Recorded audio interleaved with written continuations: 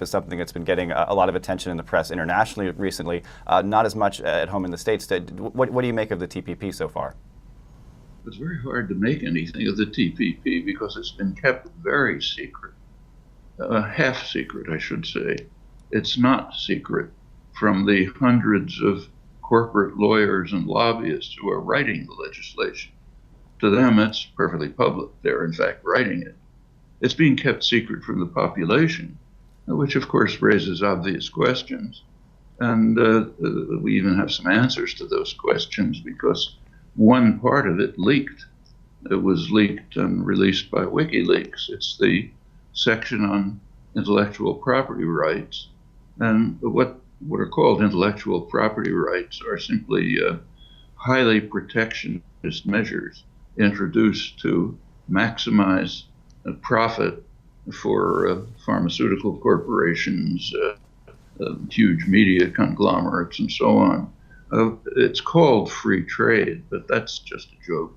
These are extreme, highly protectionist measures designed to undermine freedom of trade. And in fact, much of what's leaked about TPP indicates it's not even about trade at all. It's about investor rights.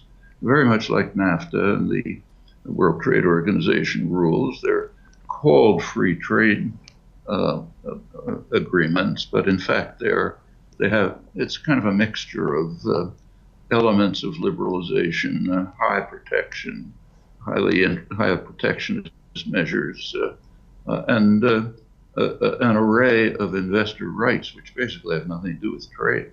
Actually, one economist, Dean Baker, a very good economist, suggested that he would take his old car and name it a free trade agreement, and then he could sell it for millions of dollars to the press. Well, that's pretty much what's happening. So we can't say a lot about TPP, but the little we can say is that it looks like yet another device concealed from the public for good reasons, which is designed to carry forward the neoliberal project to maximize profit and domination, and to set the working people of the world in competition with one another so as to lower wages and increase insecurity, but to protect at the same time those who are sometimes called the plutonomy, the ones who really matter, the top wealth sector throughout the world, highly concentrated in the United States, but elsewhere too, also China, Russia, other places.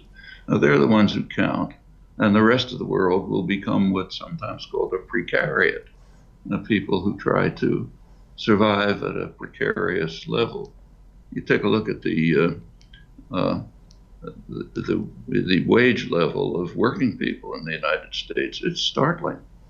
I mean, I don't remember the exact numbers, but a high percentage, maybe 40% or so, are actually living below the poverty line. The poverty line is ridiculously low. This is the neoliberal assault, and the TPP, from what we know of it, it looks like another step towards carrying out these long-term goals. And it's very understandable that it should be kept secret from the public. Why should people be allowed to know what's happening to them?